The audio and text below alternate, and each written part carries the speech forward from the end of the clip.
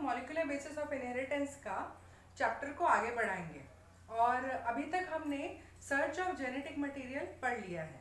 Search of genetic material में सबसे पहले ग्रिफिथ एक्सपेरिमेंट पढ़ा हमने, जिसने ट्राई किया पहली बार ये प्रूव करने के लिए कि डीएनए ही जेनेटिक मटेरियल है, लेकिन उनको सक्सेस नहीं मिली।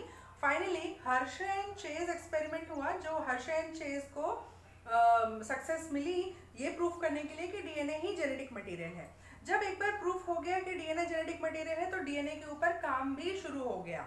जैसे डीएनए कैसा दिखता है, डीएनए किस चीज़ का बना हुआ है, डीएनए की पैकेजिंग कैसे होती है, डीएनए का रेप्लिकेशन कैसे होता है, डीएनए एक्सप्रेशन कैसे करता है, ये सारी चीज़ों के ऊपर रिसर्च शुरू हो गई। क्लियर? सो डीएनए कैसा दिखता है? DNA is a long chain of polynucleotides. So वो सब हम लोग स्टैंडर्ड 11th में बायोमोलिक्यूल्स चैप्टर में ऑलरेडी पढ़ चुके हैं कि डीएनए का स्ट्रक्चर कैसा है, न्यूक्लियोटाइड कैसा है। फिर भी अगर आपको चाहिए तो मैं उसका एक सेपरेट रिविजन वीडियो बना के आगे डाल दूंगी।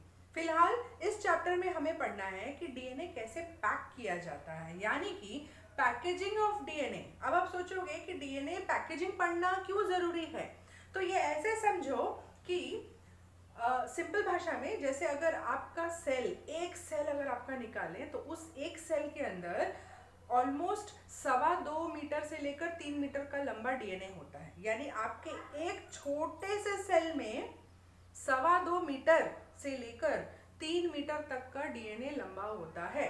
इतना लंबा डीएनए आपके एक छोटे से सेल में है। और आपकी बॉडी में तो कितने सेल्स है बताओ, पढ़ाया था last year.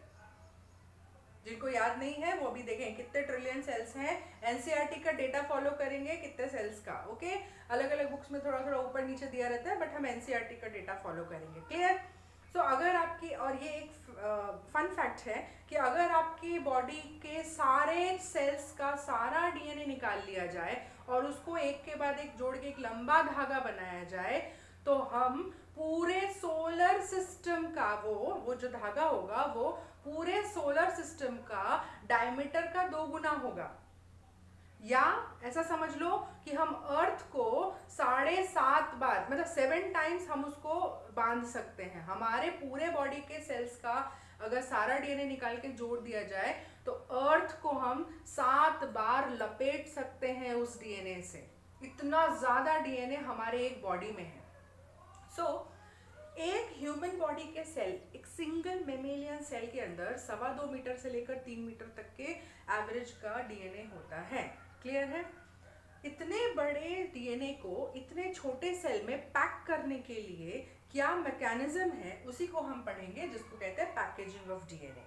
Clear? Packaging of DNA करने के लिए 2 बातें हमेशा याद रखना, और ये हमेशा एग्जाम में आता है कि डीएनए को पैक करने के लिए स्पेशल प्रोटीन्स यूज किए जाते हैं, जिनको कहा जाता है यूकैरियोटिक सेल में हिस्टोन प्रोटीन्स यूज किए जाते हैं। तो पहले जो डिस्कवरी हुई थी वो हिस्टोन प्रोटीन की हुई थी कि histone proteins are positively charged proteins, positively charged proteins. और डीएनए क्या है हमारा? डीएनए है negatively charge due to presence of phosphate. तो ये नेगेटिव चार्ज इस पॉजिटिवली चार्ज प्रोटीन के ऊपर आराम से ऐसे पैकिंग हो जाती है। क्लियर? पहले हिस्टोन प्रोटीन्स के बारे में पता किया गया, बाद में प्रोकैरियोट्स में देखा गया कि वहां पे भी एक पॉजिटिवली चार्ज प्रोटीन है जो नेगेटिव डीएनए को पैक करने में हेल्प करता है। बट ये जो प्रोकैरियोट्स में पाया जाने वाला प्रोटीन था वो प्रोटीन हिस्टोन प्रोटीन नहीं था, इसलिए उसको नाम दिया गया हिस्टोन लाइक प्रोटीन्स, मतलब दे आर नॉट हिस्टोन। ये हमेशा याद रखना, दे आर नॉट हिस्टोन्स। तो histone, presence of histone protein is the basic feature of eukaryotic cell. Eukaryotic cell में ही हिस्टोन प्रोटीन होता है जो डीएनए पैकेजिंग में हेल्प करता है। प्रोकैरियोटिक सेल में जो पॉजिटिव प्रोटीन डीएनए पैकिंग में हेल्प करता है उसको हिस्टोन लाइक प्रोटीन्स कहते हैं, हिस्टोन प्रोटीन्स नहीं कहते। क्लियर? सो डीएनए पैकेजिंग में सबसे पहले हम प्रोकैरियोटिक सेल की जैसे डीएनए पैकेजिंग होती है वो देखते हैं। आपको पता है ये एक बैक्टीरियल सेल में बनाया मैंने, ये बनाया मैंने एक बैक्टीरियल सेल जो है इकोलाई। कौन सा सेल बनाया मैंने?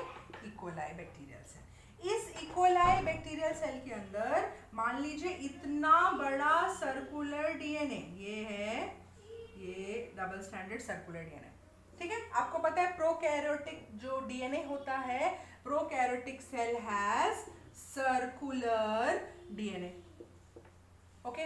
Eukaryotic cell has linear DNA. तो एक सर्कुलर डीएनए और एक लीनियर डीएनए को पैक करने का तरीका भी अलग अलग होगा, करेक्ट है। जैसे दो अलग अलग चीजें हैं, दोनों अलग अलग चीजों को पैक करने का भी तरीका अलग होता है, ओके। सो प्रोकैरियोटिक सेल का सर्कुलर डीएनए होता है जिसको पैक करने का तरीका है, सिंपल है, हिस्टोन लाइक प्रोटीन्स यहाँ पे आके बाइंड कर जाते हैं अलग अलग जगह पे। क्लियर हो गई? जैसे हिस्टोन लाइक प्रोटीन्स इस सर्कुलर डीएनए पे बाइंड करते हैं, ये हिस्टोन प्रोटीन्स एक दूसरे के प्रति एफिनिटी शो करते हैं और पास आना चाहते हैं। जैसे ये हिस्टोन लाइक प्रोटीन्स, मेरा वर्ड ध्यान रखो, क्या मैं बोल रही हूँ? हिस्टोन प्रोटीन्स नहीं बोल रही हो, हिस्टोन लाइक प्रोटीन्स बोल रही हूँ। तो ये हिस्टोन लाइक प्रोटीन्स जो हैं वो एक दूसरे के पास आना चाहते हैं। ये वाला इसके पास आना चाहता है, ये वाला इसके पास, ये वाला इसके पास। तो जैसे ये पास आने चाहते हैं, अपने साथ डीएनए स्ट्रैंड को भी ले आते हैं। तो ये फाइनली कैसा हो जाता है? ये हो जाता है ऐसा, ठीक है। अच्छा 5 बना दूं, ये ऐसा। तो ये सारे हिस्टोन प्रोटीन्स कैसे आ गए? बीच में आ गए, ठीक है। जिसकी वजह से इतना बड़ा स्ट्रक्चर अब क्या हो गया? थोड़ा कंडेंस हो जाता है, थोड़ा छोटा हो जाता है। मतलब इसको ऐसे किया तो ये थोड़ा छोटा हो गया। अच्छा मैंने बड़ा बना दिया है, चलो इसको छोटा बना देते हैं। ऑफ कोर्स ये जब छोटा होगा तो ये इस तरह से हो जाएगा, ऐसा हो जाएगा, ठीक है। तो ये छोटा हो गया, इसके एरिया से तो छोटा हो गया। अब क्या होगा? ये जो कॉइल है, ये वाला जो कॉइल हिस्सा है, ये भी अब सुपर कॉइल हो जाता है। सुपर कॉइल मतलब ये तो अंदर वाले प्रोटीन है, अब ये क्या होगा? ऐसा सुपर कॉइल।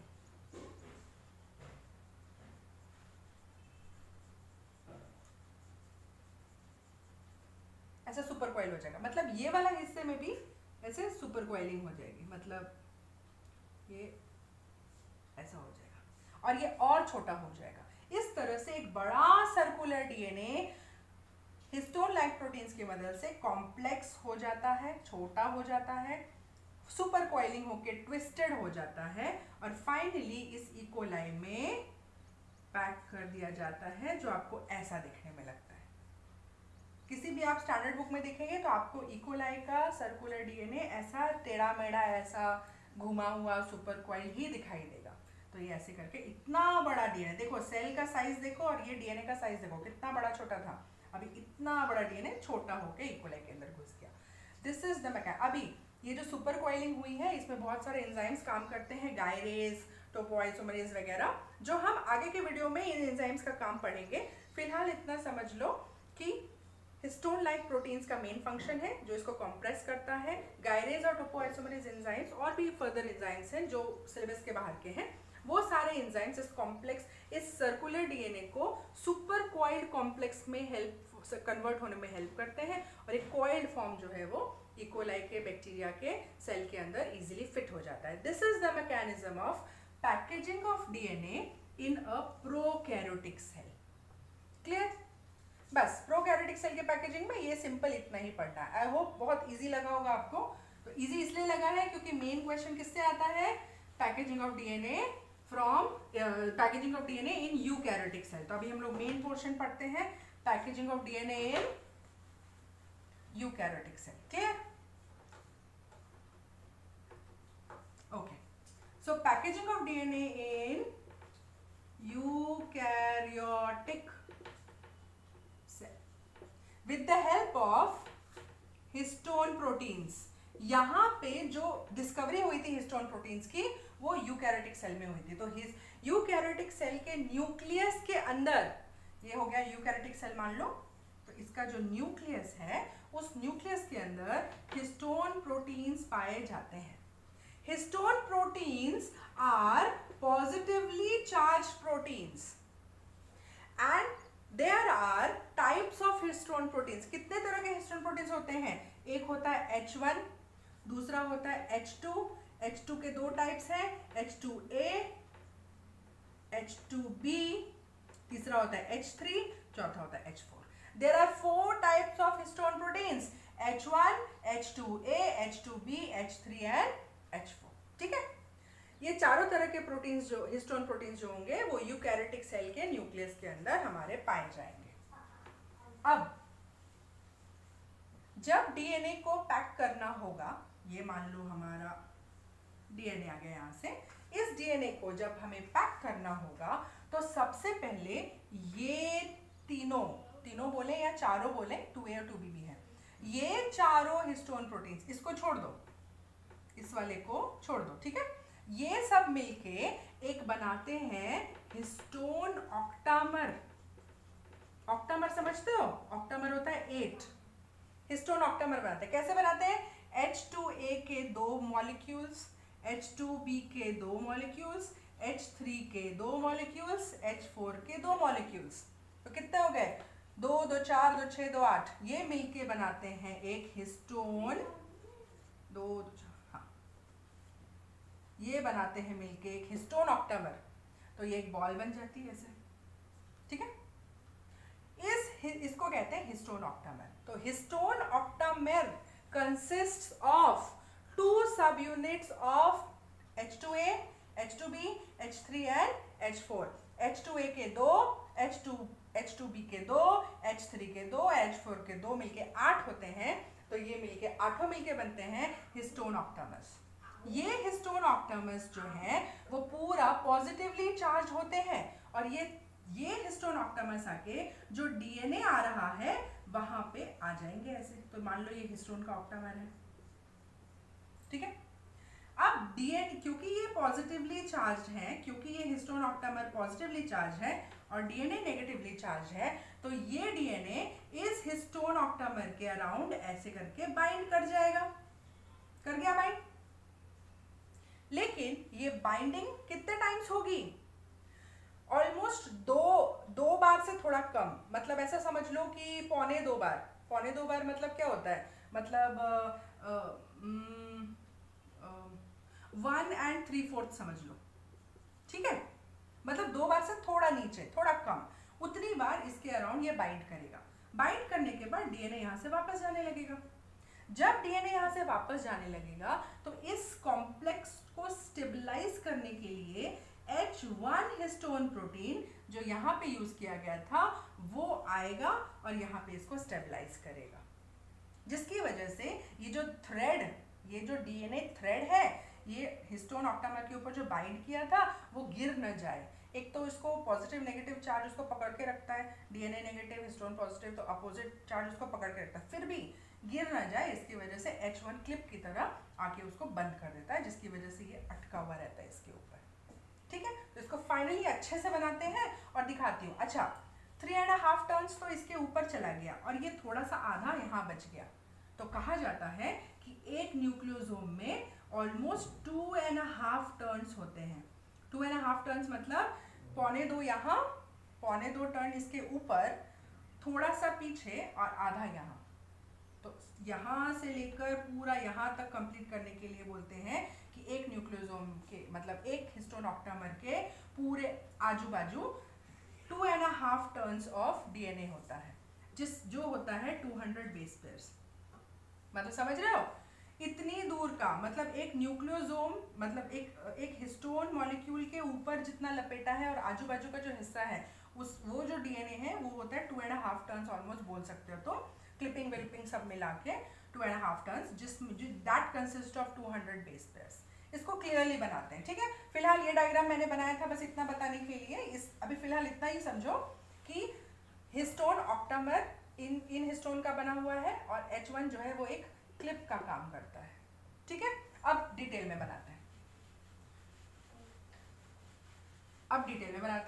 ओके, देखो ये डीएनए आया यहाँ से, ये हिस्टोन ऑक्टामर यहाँ पे था, ये डीएनए इसके अराउंड ऐसे करके एक बार और ये 1.25 बार करके ये चला गया, ठीक है. ये डीएनए, ठीक है, ये चला गया डीएनए. अब जैसे ये यहाँ गया तो यहाँ पे एक और हिस्टोन आ गया। अब ये 2 बार, एक बार इधर और 1.25 बार ऐसा। अच्छा, ये हिस्टोन आ गया यहाँ, ये हो गया, ये 1 बार हो गया और ये ऐसा 1.25 बार करके ऐसे चला गया। ठीक है, तो जब ये नेगेटिवली चार्ज डीएनए आया था तो इस ऑक्टामर के ऊपर हिस्टोन ऑक्टामर, ये है हिस्टोन ऑक्टामर, हिस्टोन ऑक्टामर के ऊपर इसने बाइंड किया और यहाँ पे लग गया H1 क्लिप। ठीक है, फिर ये बाइंड किया, यहाँ पे लग गया H1 क्लिप। ठीक है, ऐसा समझो ये बॉल है, ये बॉल है, ये बॉल है, ये बॉल है, ये ऐसा, ये ऐसा, ये ऐसा, ये ऐसा, ऐसा होता है। ठीक है, और यहाँ पे क्लिपिंग लगती है, ये क्लिप लग गई, ये क्लिप लग गई, ये क्लिप लग गई, ये क्लिप लग गई। तो इस तरह से एक बोल सकते हैं एक हिस्टोन का डीएनए जो है वो हिस्टोन के ऊपर रैप करके थोड़ा कॉम्प्रेस हो जाता है। ये जो इतना स्ट्रक्चर है, इस स्ट्रक्चर को कहा जाता है न्यूक्लियोसोम। क्या कहा जाता है इसको? Nucleosome. So what is nucleosome? Nucleosome is the structure which is formed with the help of histones plus DNA. इस हिस्टोन में हिस्टोन ऑक्टामर भी आएगा और हिस्टोन क्लिप भी आएगी, यानी कि पूरा H1 भी आएगा और ऑक्टामर भी आएगा। ये पूरा कॉम्प्लेक्स कहलाता है न्यूक्लियोसोम। तो अगर आपको पूछा जाएगा न्यूक्लियोसोम मॉडल बनाओ, तो न्यूक्लियोसोम्स आर, ये है न्यूक्लियोसोम, ये कॉम्प्लेक्स, ये this area is known as nucleosomes, जिसमें हिस्टोन ऑक्टामर भी आते हैं और डीएनए का रैप भी आता है। न्यूक्लियोसोम मॉडल में देखा गया है कि हिस्टोन ऑक्टामर के ऊपर जो 1.25 बार डीएनए राउंड हुआ है, उसमें 146 बेस पेयर्स होते हैं, base pairs of DNA. 146 base pairs of DNA is present around the octamer, और 54 base pairs are present in the linker DNA। अब ये लिंकर डीएनए क्या है? देखो, मैंने आपको बताया था ये डीएनए यहाँ से आ रहा है, ये ऑक्टामर है, डीएनए यहाँ से बाइंड किया, दूसरा ऑक्टामर में यहाँ से बाइंड किया, तीसरा ऑक्टामर में यहाँ से बाइंड किया, चौथा में यहाँ से बाइंड किया, पांचवा में यहाँ से बाइंड किया, छठा में यहाँ से बाइंड किया। करेक्ट है? तो ये बीच में आ गए आपके histones.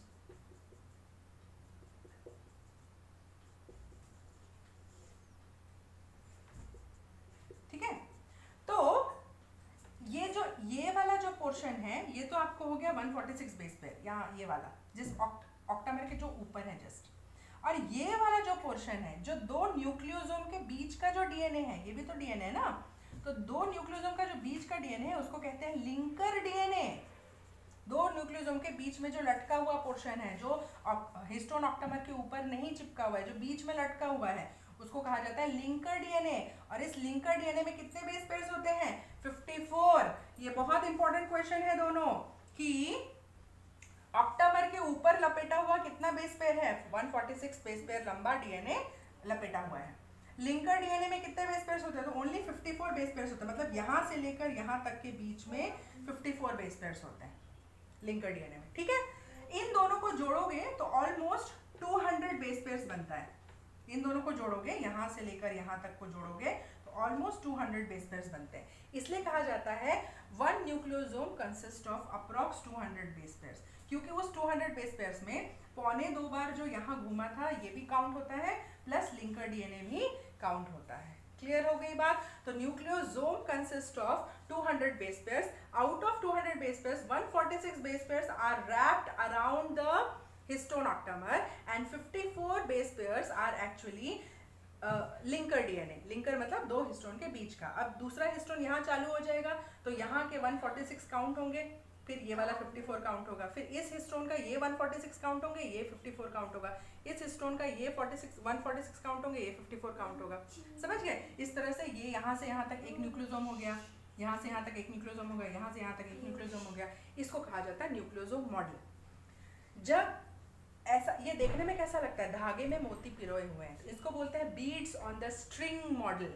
Beads on the string model. Histone proteins जो होते हैं वो मोती जैसे लगते हैं और डीएनए का थ्रेड धागा जैसा लगता है। अब जब इसको पकड़ के यहाँ से इसको ऐसे ट्विस्ट करेंगे तो क्या होगा, जब इसको ऐसे ऐसे ट्विस्ट करेंगे तो क्या होगा, अब देखते हैं हम लोग क्या होगा। ये बीड्स ऑन द स्ट्रिंग, मोती की माला वाला जो न्यूक्लियोसोम मॉडल हो गया है, जो पैकेजिंग हो गई, अब हमने इसको पकड़ा और ऐसे ऐसे इसको ट्विस्ट किया तो क्या होगा, ये एक दूसरे के ऊपर ऐसे चढ़ जाएंगे, एक के ऊपर एक ऐसे आ जाएंगे। इसको कहा जाता है solenoid super coiling. Solenoid super coiling, ठीक है।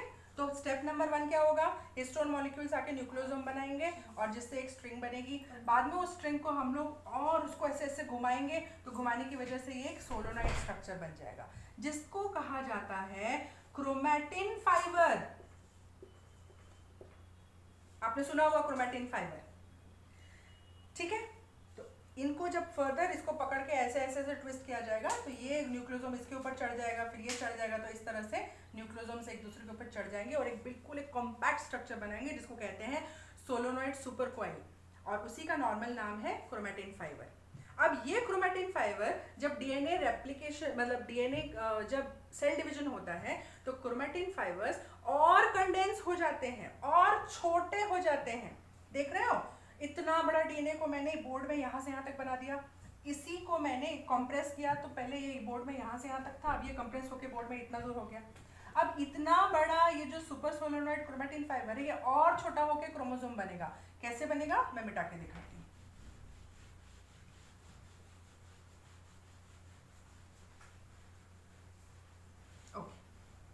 देखो, ये आ गया तुम्हारा हिस्टोन ऑक्टामर वाला स्ट्रिंग, ठीक है, ओके। एक प्रोटीन होता है जिस प्रोटीन का नाम है न्यूक्लियोप्लाज्मिन। क्या नाम है उस प्रोटीन का, न्यूक्लियोप्लाज्मिन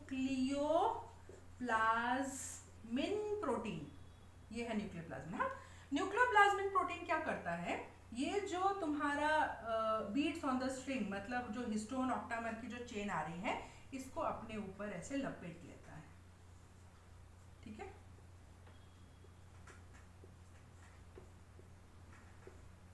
लपेटने की वजह से ये स्ट्रिंग ऐसे हो जाती है, जिसको सोलेनॉइड स्ट्रक्चर कहते हैं।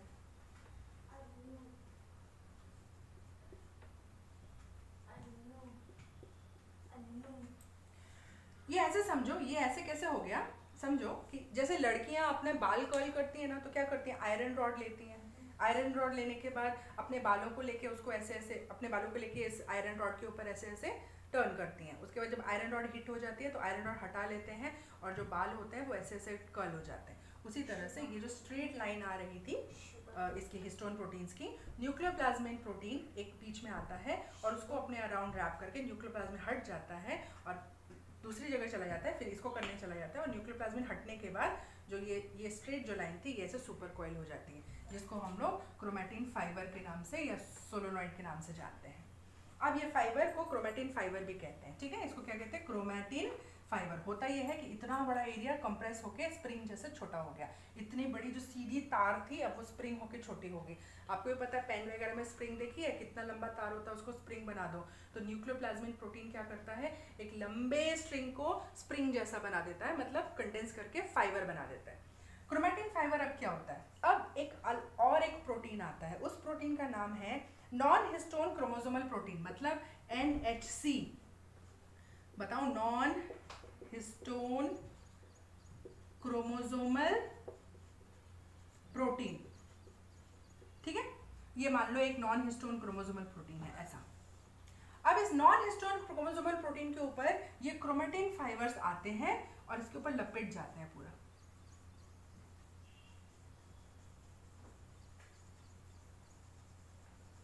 पूरा लपट जाता है, बहुत सारे, और इसी स्ट्रक्चर को हम कहते हैं क्रोमोसोम। यही बन गया अब क्रोमोसोम। समझ गए? तो नॉन हिस्टोन क्रोमोसोमल प्रोटीन के ऊपर जब ये क्रोमैटिन फाइबर्स लपट जाते हैं तो वो एक कंडेंस पैक स्ट्रक्चर बनाते हैं जिसको कहते हैं क्रोमोसोम। जिस एरिया में ये फाइबर्स ज्यादा लपेटे होते हैं उस एरिया को हम लोग डार्क बैंड कहते हैं और कहते हैं हेटेरोक्रोमैटिन।